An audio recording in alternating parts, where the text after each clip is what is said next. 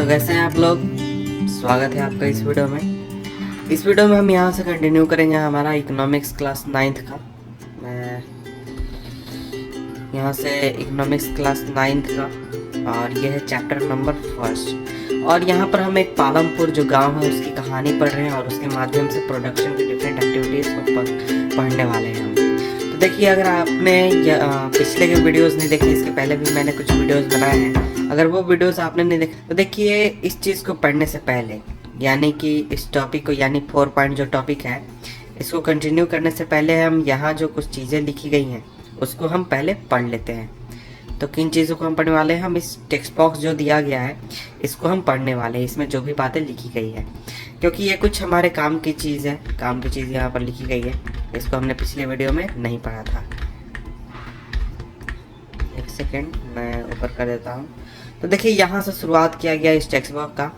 तो यहाँ पर लिखा गया chemical fertilisers provide minerals which dissolve in water and immediately available to plants. तो देखिए केमिकल फर्टिलाइजर्स जो हम यूज़ करते हैं खेती के लिए, वो मिनरल्स प्रोवाइड करते हैं जो कि आसानी से वाटर में घुल जाते हैं और तुरंत ही प्लांट्स को अवेलेबल हो जाते हैं। लेकिन ऐसा नहीं है कि ये हमेशा के लिए मिनरल्स ये मौजूद रहे आपके सॉइल में। ये कुछ देर रहते हैं और उसके बाद ये फिर चले जाते हैं। तो ये जाते कहाँ हैं, तो ये नीचे सेटल हो जाते हैं, ज़मीन के नीचे जो ग्राउंड वाटर है वहाँ तक पहुँच सकते हैं और उसको पॉल्यूट कर सकते हैं। और इसके अलावा ये रिवर्स में जा सकते हैं या फिर लेक्स में जा सकते हैं आसपास के, और उसको भी काफ़ी ज़्यादा पॉल्यूट कर सकते हैं। तो बात यह है कि जो केमिकल फर्टिलाइजर्स हैं वो आपके मिट्टी में मौजूद बैक्टीरिया या फिर दूसरे माइक्रो ऑर्गेनिज्म को भी मार देते हैं। और इसका बुरा प्रभाव ये पड़ता है कि कुछ दिनों के बाद अगर हम लगातार फर्टिलाइज़र यूज़ करें, उसके कुछ दिनों के बाद जो सॉइल है वो पहले से काफ़ी कम फर्टाइल हो जाएगा, यानी उसकी फर्टिलिटी चली जाएगी। तो देखिए यहाँ पर एक दूसरी बात दी गई है क्या, तो देखिए केमिकल फर्टिलाइज़र जो है वो पंजाब में सबसे ज़्यादा यूज़ किया जाता है पूरे भारत में। और इस वजह से, यानी कि लगातार केमिकल फर्टिलाइज़र के यूज़ करने की वजह से जो सॉइल का हेल्थ है, यानी मिट्टी की जो उर्वरा शक्ति है वो धीरे धीरे डिग्रेड हो गई है और बहुत ही ज़्यादा कमज़ोर हो गई है मिट्टी। और पंजाब के जो किसान हैं उन्हें अब मजबूरन में ज़्यादा फर्टिलाइज़र्स यूज़ करना पड़ता है और दूसरे उर्वरक के चीज़ों को यूज़ करना पड़ता है, ताकि वो जितना प्रोडक्शन लेवल उन्हें मिलना चाहिए वो उतना मिल सके। तो इसका सीधा मतलब ये हुआ कि high amount of fertiliser use करने से जो कॉस्ट ऑफ कल्टीवेशन है वो भी काफ़ी ज़्यादा बढ़ रहा है। तो इसलिए हमें इन चीज़ों का सोच समझ के इस्तेमाल करना चाहिए। और अब हम आगे मेन पॉइंट की ओर बढ़ते हैं, यानी जो हमारा 4 पॉइंट टॉपिक है, how is land distributed between the farmers of Palampur, यानी पालमपुर के किसानों के बीच ज़मीन किस तरह से बटी हुई है, इस चीज़ को हम पढ़ने वाले हैं।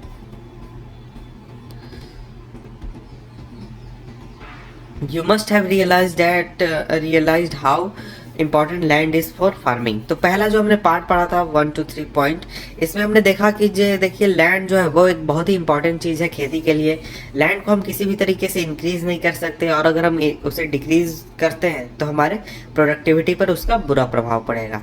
तो देखिए unfortunately not all the people engage in agriculture have sufficient land for cultivation.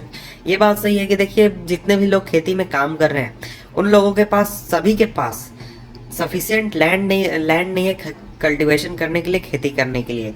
तो अगर हम पालमपुर की ही बात करें तो पालमपुर में हमने देखा था कि 450 फैमिलीज़ हैं। तो इन 450 फैमिलीज़ में से जो वन थर्ड फैमिली है वो लैंडलेस फैमिली है, यानी करीब 150 फैमिलीज जो है वो लैंडलेस है, उनके पास कोई ज़मीन नहीं है, वो दूसरों की ज़मीन पर खेती पर काम करते हैं। और इनमें से ज़्यादातर जो लोग हैं वो दलित हैं, दलित कास्ट से या फिर दलित कैटेगरी से बिलोंग करते हैं। इनके पास किसी भी तरह की ज़मीन नहीं है कल्टीवेशन करने के लिए। और इसके बाद आगे हम बढ़ते हैं।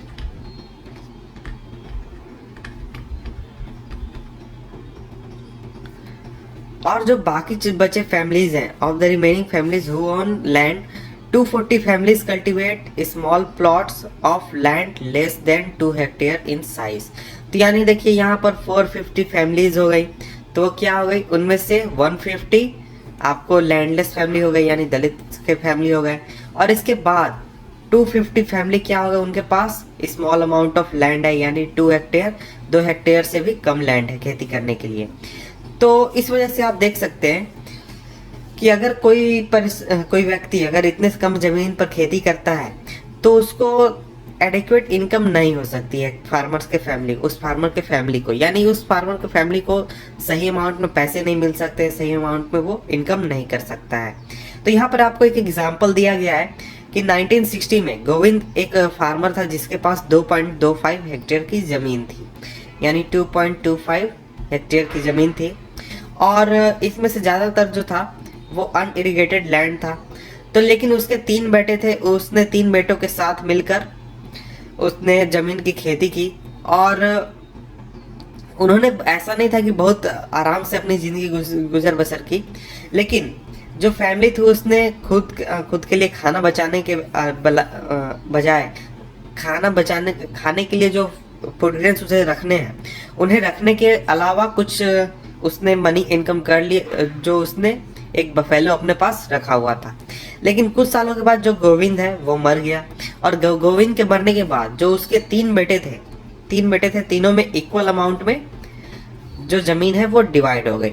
तो अब तीनों के पास ज़मीन बची हुई है कितना, 0.75 हेक्टेयर। तो देखिए अब उनके पास पहले ही ज़मीन थी आपको 2.25 हेक्टेयर गोविंद के पास, लेकिन अब गोविंद के जो बेटे हैं उनके पास 0.75 हेक्टेयर ज़मीन ही बची हुई है साइज में। तो लेकिन बात यह भी है कि अगर इरिगेशन को इम्प्रूव भी कर दिया जाए, इरिगेशन को इम्प्रूव करने के बावजूद और फार्मिंग मेथड को भी बेटर करने के बावजूद जो गोविंद के बेटे होंगे वो अपना जीवन यापन करने में सफल नहीं होंगे। तो उन्हें कुछ दूसरे कामों को भी करना होगा, कुछ दूसरे काम भी देखने होंगे, ताकि वो अपने रोज़मर्रा की चीज़ों के लिए पैसे जुटा सके, अपने लाइफ को सही तरीके से चला सके। तो यहाँ पर देखिए आपको ये सिंपली बताने की कोशिश की जा रही है कि देखिए लैंड जो है वो बहुत ही इम्पॉर्टेंट है खेती के लिए, और लैंड किस तरह से डिस्ट्रीब्यूट होती है। तो अगर हम जनरेशन्स की बात करें तो एक जनरेशन के पास मान लीजिए 5 हेक्टेयर ज़मीन होती है, फिर अगला जनरेशन में अगर 5 उसके बेटे हो गए तो इस तरह से 5 पार्ट में डिवाइड होगी, उसमें उसके अगर 1 के 3 बेटे हो गए तो उस तरह से डिवाइड होगी। तो इस तरह से डिवीज़न चलता रहता है, और इसी तरीके से आगे चलकर जो फार्मर होते हैं उनके पास कम ज़मीन होती है। तो अगर आपका गांव से रिश्ता नाता होगा तो आप इन चीज़ों से काफ़ी ज़्यादा वाकिफ़ होंगे कि इस तरह से ये चीज़ें चलती हैं। You can see the large number of small plots scattered around the village in the picture. These are cultivated by small farmers. On the other hand, more than half of the area of the village is covered by the plots that are quite in large. तो देखिए आपने image जो देखा, ऊपर image आपको मैं फिर से एक बार दिखा देता हूँ ताकि आपको सही तरीके से वो दिमाग में रहे। तो ये देखिए यहाँ पर इमेज में देख सकते हैं कि देखिए बहुत सारे जो प्लॉट हैं वो बहुत ही बड़े बड़े प्लॉट हैं, और वहीं दूसरी तरफ जो प्लॉट है वो काफ़ी छोटे छोटे प्लॉट हैं। यहाँ देखिए ये छोटा सा इस तरह से बहुत सारे छोटे छोटे प्लॉट हैं, और यहाँ देख सकते हैं ये कितना बड़ा प्लॉट है। इस तरह से आधी ज़मीन तो आपकी देख सकते हैं बड़े बड़े प्लॉट है, और यहाँ भी एक बड़ा प्लॉट है। तो इस तरह से पूरे गांव की आधी से ज़्यादा ज़मीन जो है वो बड़े बड़े प्लॉट में बनी हुई है, और इसके अलावा जो छोटे छोटे प्लॉट्स हैं वो उनकी संख्या भी काफ़ी ज़्यादा है। तो इसी चीज़ को हम आगे देखते हैं। देखिए जो छोटे छोटे प्लॉट्स हैं उस पर खेती करते हैं आपके स्मॉल फार्मर्स, और जो बड़े बड़े प्लॉट हैं वो आपके जो 60 फैमिलीज़ हैं जो कि लार्ज फार्मर्स हैं या फिर मीडियम साइज़ के फार्मर्स हैं, और जो कि खेती करते हैं आपके 2 हेक्टेयर से ज़्यादा की ज़मीन। तो इस तरह से आप देख सकते हैं कि a few of large farmers have land extended over 10 hectare और मोर। तो देखिए कुछ किसान ऐसे हैं जिनके पास 10 हेक्टेयर या फिर उससे भी ज़्यादा खेती के लिए ज़मीन है। तो आप देख सकते हैं कि ज़मीन जो है वो काफ़ी क्या कहते हैं अनइक्वली डिस्ट्रीब्यूटेड है लोगों के बीच में। कुछ किसानों के पास 0.75, 0.5 या फिर 0.2 इस तरह से ज़मीन है हेक्टेयर में, और कुछ किसानों के पास 10 हेक्टेयर ज़मीन, 5 हेक्टेयर ज़मीन, 2 हेक्टेयर ज़मीन, इस तरह से ज़मीन भी है। तो ज़मीन जो है वो काफ़ी अनइक्वली डिवाइडेड है किसानों के बीच में, और उसका एक रीज़न हमने ऊपर भी देखा कि किस तरह से जनरेशन्स के बाद ज़मीन जो है वो काफ़ी कम हो जाता है किसान के पास। तो यहाँ देखिए आपको एक इमेज दिया गया है। इमेज में आप देख सकते हैं कि कुछ किसान अलग अलग टास्क को कंप्लीट कर रहे हैं, खेती के लिए जो चीज़ें की जाती हैं। तो यहाँ पर आपको उसका एक्सप्लेनेशन दिया गया है। Work on the field, wheat crops, ploughing by bullock cart, sowing, spraying of insecticide, cultivation by traditional method, cultivation by modern method and cutting of crops. तो देखिए ये आपको मॉडर्न मेथड से कल्टीवेशन हो रहा है, ये आपको ट्रेडिशनल मेथड से कल्टीवेशन हो रहा है, यहाँ पर आपको स्प्रेइंग हो रहा है पेस्टिसाइड का। तो इस तरह से डिफरेंट डिफरेंट चीज़ें यहाँ पर की जा रही हैं। तब हम आगे बढ़ते हैं अपने मेन पॉइंट की ओर। तो यहाँ देखिए आपको लेट्स डिस्कस कहा गया है कि आप पिक्चर को देखें और इन सभी टास्क को आप खुद से देख लें, क्योंकि मैं क्या बताऊँ इस चीज़ों को। इसके बाद आगे आप बढ़ते हैं।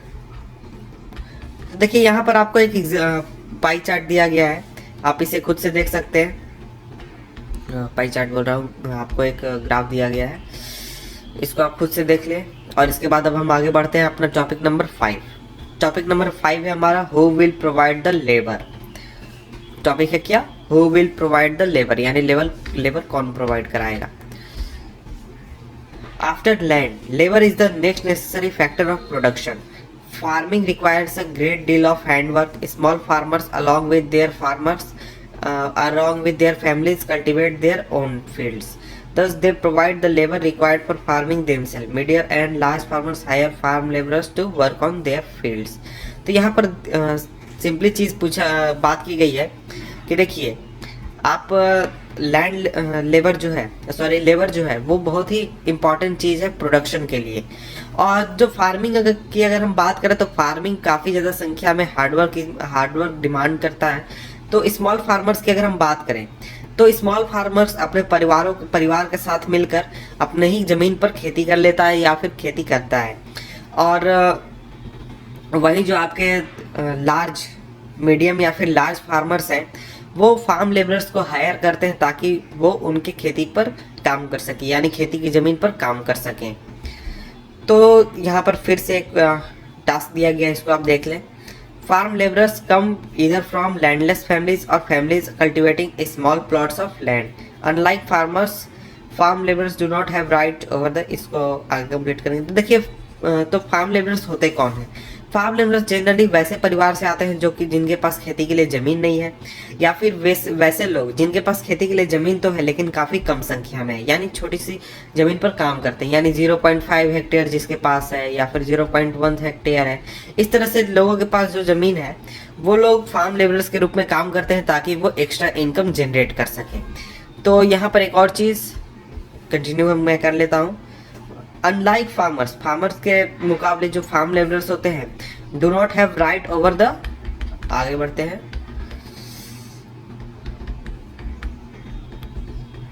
Over the crops grown on the land.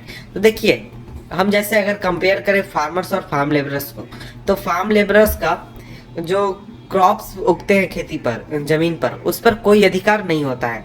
इसके मुकाबले उन्हें वेजेस मिलते हैं, यानी पैसे मिलते हैं फार्मर्स द्वारा जिन्होंने उन लोगों को हायर किया है वर्क करने के लिए। तो वेजेस हो सकते हैं कि वो कैश में भी हो या फिर किसी और तरीके से भी हो सकते हैं, जैसे कि क्रॉप हो सकते हैं या फिर किसी समय खाने के रूप में, यानी कि आपको अगर आप काम कर रहे हैं आपको 2 से 3 बार डेली खाना मिल जाएगा। इस तरह के भी वेजेस के रूप मिलते हैं। Wages vary widely from region to region, from crop to crop, from one farm activity to another. तो देखिए वेजेस ऐसा नहीं है कि सिर्फ आपको पैसे मिलेंगे या फिर आपको सिर्फ क्रॉप मिलेगा। वेजेस डिपेंड करते हैं रीजन पर कि किस रीजन में आप काम कर रहे हैं, किस क्रॉप के ऊपर काम कर रहे हैं और कौन सी आप एक्टिविटी कर रहे हैं, जैसे कि सोइंग कर रहे हैं या फिर हार्वेस्टिंग कर रहे हैं या फिर आप दूसरा काम कर रहे हैं, इरिगेशन का काम देख रहे हैं। इन सभी चीज़ों पर डिपेंड करती है। तो देखिए जो ड्यूरेशन ऑफ एम्प्लॉयमेंट है वो भी काफ़ी ज़्यादा वेरी करती है। उसका रीज़न ये है कि अगर कोई टास्क है वो 2 दिनों का है तो उस पर तो आपको फार्म मालिक जो है वो आपको ज़्यादा दिनों के लिए हायर करेगा नहीं। और इसके बाद a farm labourer might be employed on a daily basis or for over particular farm activity like harvesting or for a whole year। तो देखिए फार्म लेबरर जो है उसे डेली बेसिस पर भी रखा जा सकता है या फिर किसी एक सीजन के लिए रखा जा सकता है, किसी पार्टिकुलर एक्टिविटी के दौरान रखा जा सकता है या फिर पूरे साल के लिए रखा जा सकता है। ये कोई निश्चित नहीं है कि उसे कितने दिनों का जॉब मिलेगा, कितने दिनों का काम मिलेगा। तो देखिए यहाँ पर एक एग्जाम्पल दिया गया, Dala is a landless farm labourer who works on daily wages in Palampur. This means he must regularly look for work. The minimum wages for farm laborer set by government is Rs 60 per day, but Dala get only 35 to 40. तो यहाँ पर किसकी बात की जा रही है? यहाँ तो आप यहाँ जो आप इमेज देख रहे हो ऊपर, इस इमेज को देखिए। इस इमेज में दो फार्म लेबरर हैं, वो आपस में बातचीत कर रहे हैं कि देखो यार मुझे ऐसी परेशानी है, तुम्हें भी ऐसी परेशानी है क्या, इस तरह से। तो आप इसको चाहे तो पढ़ सकते हैं, इसमें आपको इसको पढ़ ले और इसके पढ़ने के बाद नीचे कंटिन्यू करें, क्योंकि मैं इसको पढ़ूंगा तो टाइम काफ़ी ज़्यादा चला जाएगा, इसलिए मैं आगे बढ़ता हूँ। देखिए यहाँ पर there is heavy competition for work among the farm laborer in Palampur, so people agree to work for lower wages. Dala complains about his situation to Ramkali, who is another farm laborer. Both Dala and Ramkali are among the poorest people in the village. तो देखिए यहाँ पर एक और बात कही गई है कि फार्म लेबरर तो ठीक है, फार्म लेबरर काम करते हैं, उन्हें जॉब मिल जाता है, उन्हें पैसे मिलते हैं, लेकिन काफ़ी ज़्यादा कंपटीशन भी है फार्म लेबरर्स के लिए, क्योंकि काफ़ी ज़्यादा संख्या में लैंडलेस वर्कर्स हैं जो कि काम करने के लिए तैयार होते हैं, सस्ते दाम पर भी, सस्ते पैसे पर भी। यानी कि अगर 60 रुपये सरकार ने तय किए हैं तो वो 35 रुपये 40 रुपये पर डे काम करने के लिए तैयार होते हैं। तो ये एक तरह की सिचुएशन है जिसमें दो फार्म लेबर यहाँ पर बात कर रहे हैं, दाला और रामकली, जो कि गांव के पुरुष परिवारों में से आते हैं। तो इनके क्या कहते हैं, कन्वर्सेशन को आपने ऊपर देख लिया होगा, पढ़ लिया होगा, मैं समझ रहा हूँ।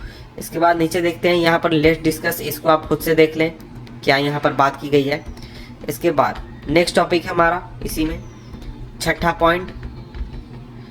छठा, the capital needed in farming, यानी फार्मिंग के लिए जो पैसों की ज़रूरत होती है। You have already seen that the modern farming method require a great deal of capital. तो आपने देख लिया कि मॉडर्न जो फार्मिंग मेथड है उसमें काफ़ी ज़्यादा अमाउंट में पैसे की ज़रूरत होती है। So that the farmer now needs more money than before. पहला देन बिफोर, यानी कि आपने देखा कि जो फार्मर है वो पहले के मुकाबले उसे ज़्यादा पैसों की ज़रूरत होती है, क्योंकि उसे ज़्यादा पेस्टिसाइड लगाना है, फर्टिलाइज़र लगाना है, इरिगेशन का व्यवस्था करना है, इस तरह की बहुत सारी चीज़ें करनी है। तो इसके लिए जो मोस्ट स्मॉल फार्मर्स होते हैं वो मनी क्या कहते हैं, उधार लेते हैं ताकि वो कैपिटल को अरेंज कर सके। तो वो जो पैसे लेते हैं वो गांव के लार्ज फार्मर से पैसे लेते हैं, या फिर गांव के जो साहूकार हम कह सकते हैं, मनी लेंडर्स, उनसे पैसे लेते हैं, या फिर ट्रेडर से पैसे लेते हैं जो कि सप्लाई करते हैं वेरियस चीज़ें कल्टीवेशन के लिए। और जो रेट ऑफ इंटरेस्ट होता है इनके लिए वो इस तरह के लोन्स के लिए वो बहुत ही ज़्यादा हाई होता है, और इस वजह से उन्हें काफ़ी ज़्यादा परेशानी भी होती है लोन को वापस चुकाने में। या ये एक पॉइंट थी। इसके बाद एक एग्जाम्पल दिया गया है सविता का। सविता एक स्मॉल फार्मर है, उसने प्लान किया कि वो इस साल व्हीट उगाएगी 1 हेक्टेयर लैंड पर। तो सीड के अलावा फर्टिलाइज़र और पेस्टिसाइड उसे खरीदने हैं, तो इसके लिए कैश की उसे ज़रूरत होती है, और ताकि वो पानी की भी व्यवस्था कर सके और उस अपने फार्म इंस्ट्रूमेंट्स को मरम्मत करा सके। उसने एस्टिमेट किया कि उसे वर्किंग कैपिटल के रूप में करीब मिनिमम 3,000 रुपये लगेंगे। तो उसके पास उतने मनी है नहीं, तो वो डिसाइड करती है कि वो पैसे उधार लेगी तेजपाल सिंह से, जो कि गांव का एक लार्ज फार्मर है। मैं आगे बढ़ता हूँ। तो जो तेजपाल सिंह है वो राजी हो जाता है कि सविता को वो लोन देगा interest rate of 24% for month, यानी 4 महीनों में वो 24% का इंटरेस्ट रेट लेगा। लेकिन अगर आप गवर्नमेंट का देखें तो गवर्नमेंट जो लोन देती है वो आपको 4% पर ईयर का लोन देती है। तो देख सकते हैं कि आपको कितना ज़्यादा हाई इंटरेस्ट रेट पर आपको कृषि के लिए लोन मिलता है, आप अगर साहूकार से ले या फिर किसी और मनी लेंडर से ले। तो यहाँ 4% में बात कर रहा हूँ कृषि की, यानी खेती के लिए जो लोन मिलता है, which is a very high interest rate. तो आप देख सकते हैं ये काफ़ी ज़्यादा हाई इंटरेस्ट रेट है। Savita also has to promise to work for his on his farm as a farm laborer during the harvest season at Rs 35 per day. As you can tell, this wage is quite low. Savita knows that she will have to work very hard to complete harvesting on her field and then work as a farm laborer for Tejpal Singh. तो सविता को ये पता है कि मुझे बहुत ही ज़्यादा मेहनत करनी होगी। एक तो खुद के ज़मीन पर उसे काम करना होगा, उसके बाद तेजपाल सिंह के ज़मीन पर भी आकर काम करना होगा 35 रुपीज़ पर डे के वेज पर। तो जो हार्वेस्ट टाइम है वो बहुत ही बिजी टाइम होता है। एज अ माँ के रूप में उसे 3 बच्चों को भी संभालना है और उसके घर की रिस्पॉन्सिबिलिटीज है वो भी देखनी है। तो इसके बावजूद जो सविता है वो एग्री हो जाती है इन टफ कंडीशन में भी, क्योंकि वो जानती है कि लोन मिलना स्मॉल फार्मर के लिए बहुत ही मुश्किल का काम है। इतनी आसानी से उसे लोन मिल नहीं सकते हैं। इसके बाद हम नेक्स्ट पॉइंट देखते हैं। नेक्स्ट पॉइंट है सेकंड। यहाँ पर बात की है in contrast to small farmers the medium and large farmers have their own savings from farming, they are thus able to arrange for the capital needed. How do these farmers have their own savings? You shall find answer in next section. तो देखिए ये तो बात की हमने small farmers के बारे में, लेकिन जो आपके अमीर फार्मर्स होते हैं यानी कि जो बड़े फार्मर्स होते हैं या फिर मीडियम फार्मर्स होते हैं, उनके पास खुद की सेविंग होती है जो कि वो अगले सीजन में या फिर अगले क्रॉप के लिए इन्वेस्टमेंट के लिए यूज़ करते हैं। तो आप अगले पार्ट में देखेंगे कि आखिर ये जो फार्मर्स है ये किस तरह से अपना सेविंग जनरेट कर लेते हैं। तो आगे बढ़ते हैं हम आगे। तो यहाँ देखिए द स्टोरी सो फार एक तरह की आपको fill in the blanks task दिया गया है। आप इसको पढ़ें और इसमें आप जो फिल इन द ब्लैंक्स दिए गए हैं इनको खुद से भरने की कोशिश करें। तो अगर आपने ऊपर के चीज़ों को सही तरीके से पढ़ा होगा तो आप बहुत ही आसानी से इन फिल इन द ब्लैंक्स को भरने के लिए आपको वर्ड्स मिल जाएंगे और आप आसानी से इसको भर लेंगे। तो इसके बाद अब आगे बढ़ते हैं। तो यहाँ देखिए 7 पॉइंट जो है 7 पॉइंट को हम नेक्स्ट वीडियो में पढ़ेंगे। तो मुझे लगता है इस वीडियो को यही मुझे रोक देना चाहिए